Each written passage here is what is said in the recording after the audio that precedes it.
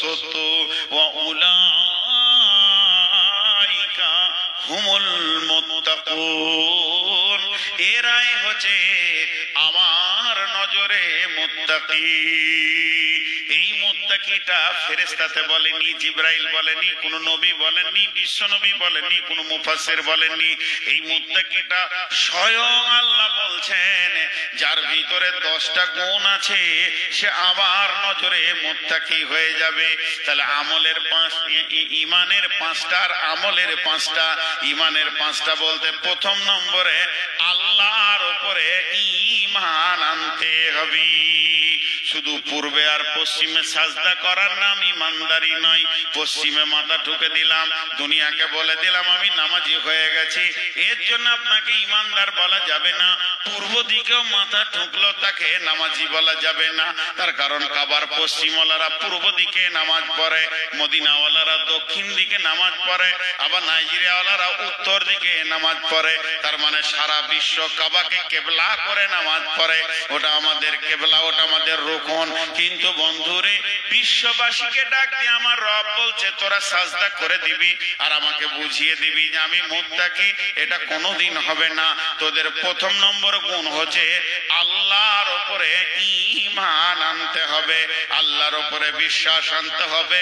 আল্লাহ আছি, বিচার হবেই, একদিন কিয়ামত হবেই। আল্লাহর ব্যাপারে হবে কি হবে না বলা যাবে না। জি, কিছু কথা আছে আমরা কথাই কথাই ভুল করি। ধরেন একটা উদাহরণ দিচ্ছি। এই আপনাদের মাদ্রাসার হেড শিক্ষক আর আমি এখানে স্টেজে আছি। উনি আমাকে হঠাৎ বলছেন যে ভাই আপনাকে আমি 100 টাকা দিয়েছি, তো টাকাটা দেন। আমি বলছি বাহ, কেমন কথা, কখন টাকা দিলেন গো? বলে কদিন আগেই তো কাজলে দিলাম, টাকা দেন। আমি বলছি বাহ, না দেন নাই। ও হ্যাঁ দিয়েছি, না দেন নাই। চলছে ঝগড়া, দুজনাতে চিল্লা চিল্লি স্টেজে চলছে। তাহলে দুটোই মৌলবি মিথ্যু না? মাঝে একটা অপশন আছে, ভুলও তো হতে পারে, ওনারও ভুল হতে পারে, আমারও ভুল হতে পারে। ভুল তো আছে একটা, কিন্তু দুজনেই চিল্লাইছি। এমন সময় এই মুরব্বী মানুষগুলো আমাদেরকে এসে বলছে এই চুপ করো তো, খালি চেঁচাই, এত লোকের সামনে হায়া নাই, শরম নাই। কিয়ামত যদি হয়, আল্লাহ যদি থাকে তো বিচার হয়ে যাবে, তুমি চুপ করো। ঠিক বলেছে না ভুল বলেছে? আল্লাহ যদি থাকে, হ্যাঁ, তার মানে ওর সন্দেহ আছে আল্লাহর ব্যাপারে, যে বিচার করতে এসছে সে আবার বড় বেঈমান। যদি আল্লাহ থাকে তো বিচার হয়ে যাব। ঝগড়া করতে করতে অনেকে রেগে বলে আরে তোকে দেখে নিব যদি আল্লাহ থাকে তো কিয়ামতের দিনে। ওই তো বাঁকা বেঈমান। আল্লাহর ব্যাপারে আগার মাগার লেকিন কিছুই চলবে না। আল্লাহ আছেই, বিচার হবেই, এটাই শেষ কথা। তাহলে আল্লাহ আছেন, তাহলে আল্লাহ কোথায় আছেন? আর রহমান আর সুস্তাওয়া, আল্লাহ সবারই কাছে আছে, সব জায়গায় আছে, এটা বলা ভুল। আল্লাহ তিনি তিনার সিংহাসনে সমাসীন, সেখান থেকে তিনার ইলম সারা বিশ্বকে কাজ করছে। আল্লাহর চোখে ফাঁকি দেওয়া কারো ক্ষমতা নাই। আল্লাহ তো আল্লাহ। এখন আল্লাহ নিয়ে বলতে গেলে অনেক সময় লেগে যাবে। প্রথমেই বলে দিয়েছি তিনি হাইয়ুল কাইয়ুম, লা তাখুযুহু সিনাতুন ওয়ালা নাওম। তিনি সদা জীবিত, সদা সজাগ, এবং শুধু তাই নয়, তিনাকে তন্দ্রা দূর, মানে ঘুম তো দূরের কথা, তন্দ্রা স্পর্শ করে না। সেরকম আল্লাহর আমরা গোলাম। সে আল্লাহ তাবারাক ওয়া তাআলা আমাদেরকে পৃথিবীর মাটিতে পাঠিয়েছেন, আমরা তার গোলাম। কঠিন কিয়ামতের দিনে মালিক ইয়াউমিদ্দিন, তিনি সমস্ত কিয়ামতের দিনের একা একচ্ছত্র মালিক, যার মালিকানা কোনো মানে কোন রকম অংশীদার নাই। সুবহানাহু ওয়া তাআলা, আল্লাহ হলেন পবিত্র, যার পবিত্রতে এতটুকু দাগ দেওয়া যাবে না। আল্লাহ হলেন নিষ্কলঙ্ক, আল্লাহ যা করেন ঠিক করেন, ভুল করেন না, আল্লাহর কোনো ভুল নাই। আল্লাহ সকলকে ছাড়া চলতে পারবে, কোনো দরকার নাই কাউকে। আল্লাহকে ছাড়া আমরা কেউ চলতে পারবো না, এক পা ফেলার ক্ষমতা নাই মাবুদকে ছাড়া। তিনি এত বড় দয়াবান।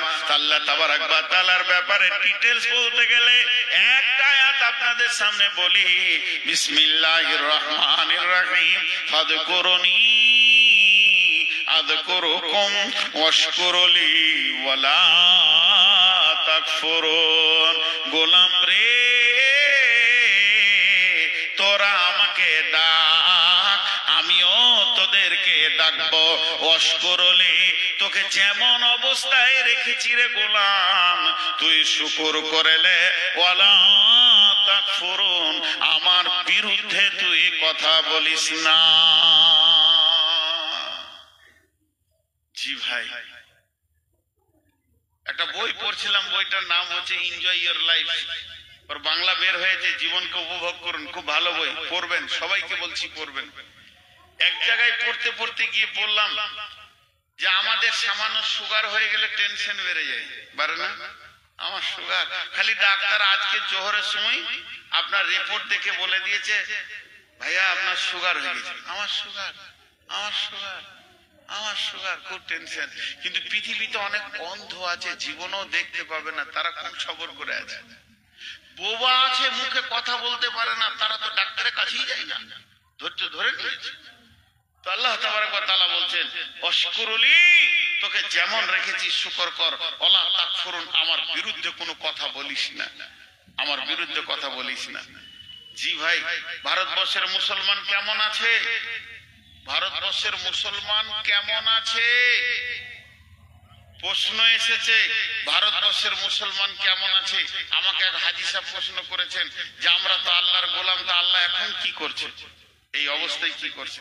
জি ভাই, পৃথিবীর সব থেকে বড় সুখে আছে ভারতবর্ষের মুসলমান। কেন ভাই? যেখানে সেখানে মারছে, ফেসবুক দেখেন, মারছে কাটছে। হাজি ভাই, একটা কথা সহজ করে আপনাদেরকে বলি, বদরের যুদ্ধ বায়ান শুনেছেন, কারো না কারো কাছে শুনেছেন। বদর, উহুদ, খন্দক, মুতা, তারপরে তবুক, এইসব যুদ্ধের ঘটনাগুলো শুনেছেন কি শুনেননি? তো যখন ওই ঘটনাগুলো শুনেন তখন মনের ফিলিংসটা কেমন হয়? যে আমি যদি ওখানে থাকতাম। হয় কি হয় না? কার কার হয় না যে বেঁচে গেছি, যাক আমাদের কালে যুদ্ধ হয়নি? এরকম কে কে আছে? যদি ওই রকম হয় যে আমি বেঁচে গেছি, তাহলে আপনার হালাত মুনাফিক। সহিহ বুখারীর হাদিস আছে, কেউ যদি শহীদের তামান্না দিলে না রাখে তোর মওত হবে মুনাফিকের মওত, আর কেউ যদি শহীদের তামান্না রাখে তোর মওত হবে শহীদের মওত, বিছানায় মরল। তাহলে সেই ঘটনাগুলো যখন শুনি তখন মনে একটা উদ্বেগ হয় যে আমি যদি ওখানে থাকতাম। ঈদ আসলে যেমন ছোট ছেলেদের দিল খুশি হয়, বিয়ের অনুষ্ঠান এলে, জালসা এলে যেমন বাচ্চা ছেলেরা কাপড় চোপড় পরে লাফিয়ে বেড়ায়, যেমন আনন্দের দিন, এইরকম ঘটনা এলে শহীদরা লাফাবে যে আমাদের দিন কাছিয়ে গেছে। ভারতবর্ষের মুসলমানরা এখন ওহুদের, বদরের প্রান্তে দাঁড়িয়ে আছে। কথা ঠিক না ভুল? কখন মোকাবেলা করতে হবে এর কোনো ঠিক নাই, আমাকে একাও করতে হতে পারে রাস্তায়। তাহলে আল্লাহ তাবারক ওয়া তাআলা আমাদেরকে জিহাদের ময়দানে রেখেছে। প্রতিনিয়ত একটা সৈন্য জিহাদের ময়দানে থাকলে যে নেকি পাবে, ভারতের মুসলমানদের আমলনামায় সেই নেকি লেখা হচ্ছে। কত সুখে আছে। আর আল্লাহ এখন কি করছেন? আল্লাহ মেশিনটা ঘুরিয়ে দিয়েছে, ওদেরকে বলছে গোবর খা, মুদ খা, আমাদেরকে বলছে দুধ খা, মাংস খা।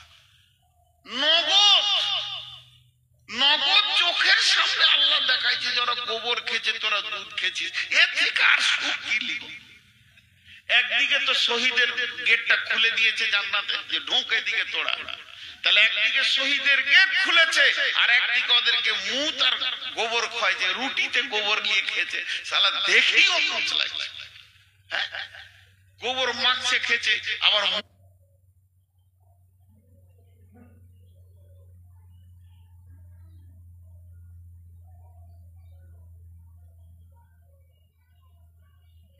ডাইরেক্ট ফ্যাক্টরি, কি বলছে, ম্যানুফ্যাকচার থ্রু কাস্টমার, ডাইরেক্ট লাগিয়ে দিয়েছে। আচ্ছা, এর পরেও যদি বলি যে আমরা দুঃখে আছি, আল্লাহ আমাদেরকে দুঃখে রেখেছে, এটা হচ্ছে নাশুকরি। তো আমার আল্লাহ ঠিক তার কাজ চালিয়ে যাচ্ছেন, আল্লাহ আছেন।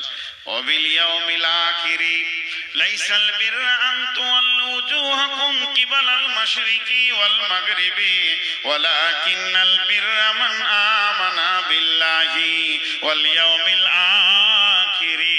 আমাদেরকে আল্লাহর উপরে ঈমান আনতে হবে, এরপরে আখিরাতের উপরে ঈমান আনতে হবে।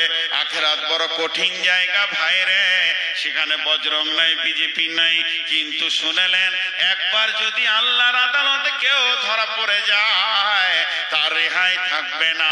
বিশ্বনবী বলছেন তোমার যখন হিসাব নেওয়া হবে, আল্লাহ যদি একবার কেন বলে দেয় তুমি জেনে নাও তোমার ঠিকানা জাহান্নাম হয়ে গেছে।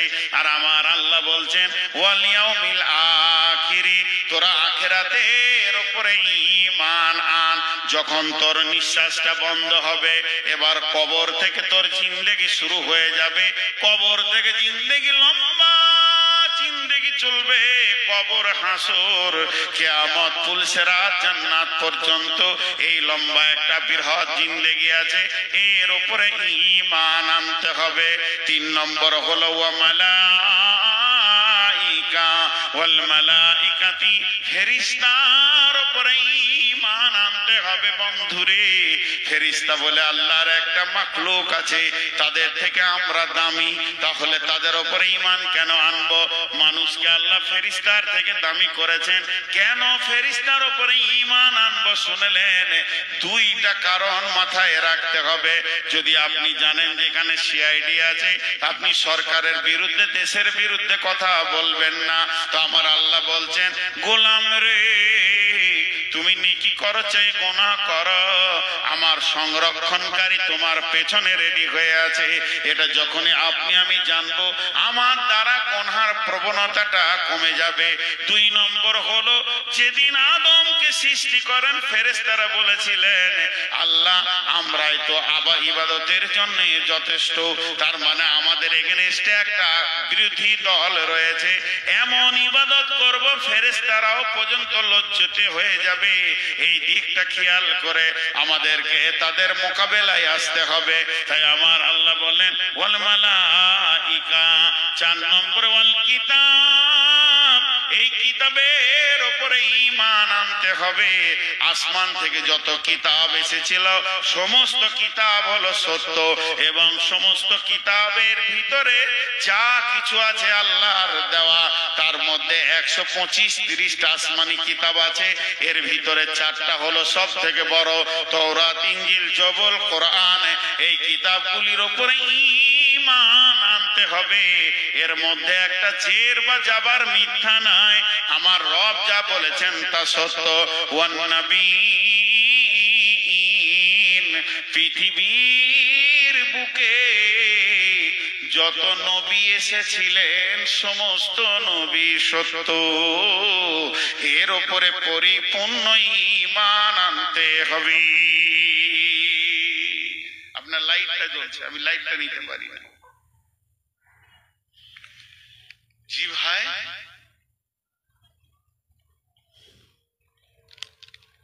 নবীদের উপরে ঈমান আনতে হবে। বিশ্ব নবী সত্য নবী ছিলেন কি ছিলেন না? নবী মুহাম্মদ রাসূলুল্লাহ সাল্লাল্লাহু আলাইহি সাল্লাম সত্য নবী ছিলেন কি ছিলেন না? এর ব্যাপারে কোনো সন্দেহ আছে? আমরা তো মুসলমান, আমাদের জান বে চলে গেল নবী মুহাম্মদ মুস্তাফা সাল্লাল্লাহু আলাইহি সাল্লামকে আমরা এই কদিন আগে শাবে বারাত করলে সব, হ্যাঁ বলো ভাই শরীয়তে কিছু নাই, ফালতু। তো যাই হোক, এই গুনাহ কাজ, বিদআত কাজ, শিরক কাজ, এগুলো থেকে আমাদেরকে মুক্ত থাকতে হবে। তো প্রত্যেকটি নবী সত্য ছিলেন। আপনি আমি ঈমানদার, আপনি আমি কালেমাওয়ালা, আপনি আমি বিশ্বাসী দ্বীনের উপরে, শরীয়তের উপরে, কোরআনের উপরে, আমাদের তো বিশ্বাস থাকবে তিনি বেশক নবী ছিলেন। কিন্তু একটা কাফেরা মুশরিকা মেয়ে, কাফেরা মুশরিকা মেয়ের মুখ থেকে কি বের হচ্ছে দেখেন। সেটা কে? উমাইয়ার বিবি। উমাইয়া শয়তান, মুশরিক, কাফির, রাসূলের দুশমন, দ্বীনের দুশমন, ইসলামের দুশমন, আল্লাহ দ্রোহে বেঈমানের বিবি পর্যন্ত ইনি সত্য নবী এটা জানতেন। জি, আল্লাহ রাসূল রাস্তায় হেঁটে যাচ্ছেন, উমাইয়া উটকে খেতে দিচ্ছে, পিঠে এরকম থাবা মারছে, এমন সময় রাসূলকে দেখে দিয়ে বলছে, এই বেটা মুহাম্মদ, এই উটে চড়ে তোকে মারবো। আল্লাহ রাসূল বেশি কিছু বলেননি, খালি বলছে আগামী জিহাদে তুই মরবি। বাস, ওর ভিতরে শুরু হয়ে গেল প্যালপিলেশন। কি করতে কি করলাম রে, কোথা কি বলতে গেলাম রে, খামখায় রে, মনে অনেক টেনশন।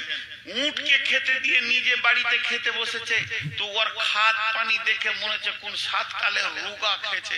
ওর বিবি বলছে শরীর খারাপ না মন খারাপ না, কি ব্যাপার জি আপনাকে দেখে যে রোগা রোগা লাগছে।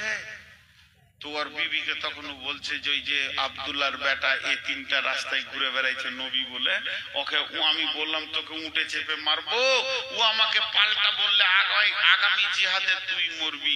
তো কাফের মুশরিক মেয়ে বলছে তুমি কোথা কি করতে গেলে গো, তোমার আরে যার মুখে কথা বের হয়েছে ওর মুখের কথা কোনোদিন ফেল যাবে না, তোমার শেষ দিন হয়ে গেল। জি, এই বিশ্বাসটা কাফের বেঈমানদের ছিল। আল্লাহ তাবারাক ওয়া তাআলা বলছেন পাঁচটা জিনিসের উপরে ঈমান আনো। একটা হলো আল্লাহর উপরে ঈমান, দুই হলো কি আখিরাতের উপরে ঈমান, মরার পর থেকে জান্নাত জাহান্নাম পর্যন্ত যে একটা বিশাল জগৎ আছে তার উপরে ঈমান, তিন নম্বর হলো ফেরেশতার উপরে ঈমান, চার নম্বর হলো কিতাবের উপরে ঈমান, আর পাঁচ নম্বর হলো নবীদের উপরে ঈমান। এই পাঁচটা জিনিসের উপরে ঈমান আনো। এবার আমার আল্লাহ বলছেন আর পাঁচটা তুমি আমল করো জিন্দেগিতে।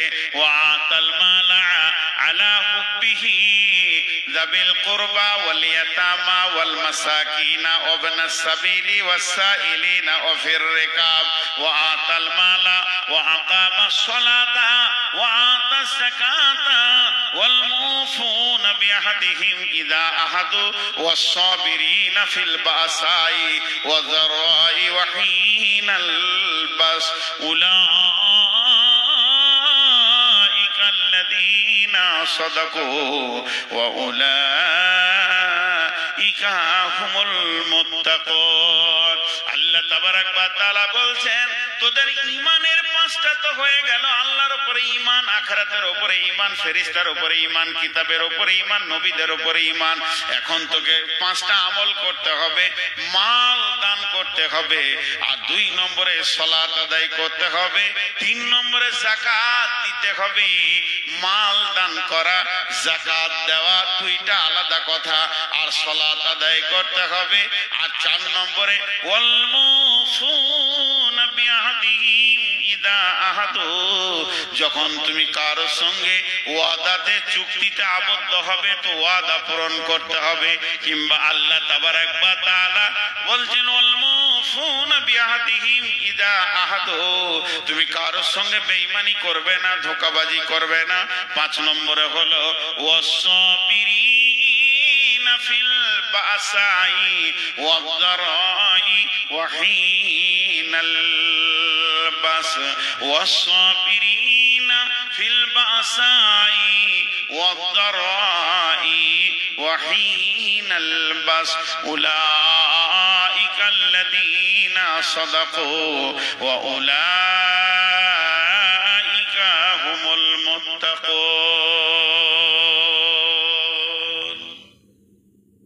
পাঁচটা আমল কি কি করতে হবে? প্রথম নম্বরে মাল দান করতে হবে, দ্বিতীয় নম্বরে সালাত আদায় করতে হবে।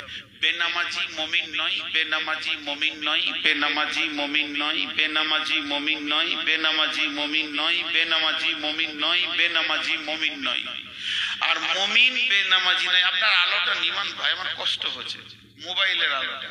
মুমিন বেনামাজি নয়, মুমিন বেনামাজি নয়, মুত্তাকি বেনামাজি নয়, মুত্তাকি বেনামাজি নয়, মুত্তাকি বেনামাজি নয়। তাহলে সালাত আদায় করতে হবে, যাকাত দিতে হবে, যদি টাকা বেশি থাকে যাকাত দিতে হবে। আর কি করতে হবে? ওয়াল মুফুনা বিআহদিহিম ইযা আহাদু, যখন তুমি কারো সঙ্গে কোনো ব্যাপারে ওয়াদা করে ফেলবে, চুক্তি করে ফেলবে, ওয়াদা তোমাকে পূরণ করতে হবে। হাজি উমাইয়ার বিবি কি বললেন? তোমার আর রেহাই নাই। ধ্যান দিয়ে শোনেন ঘটনাটা। উমাইয়ার বিবি বললে যার মুখে কথা বের হয়েছে তোমার আর বাঁচার উপায় নেই। এবার দেখেন ওয়াদা কাকে বলে? ওর নাম হচ্ছে উমাইয়া।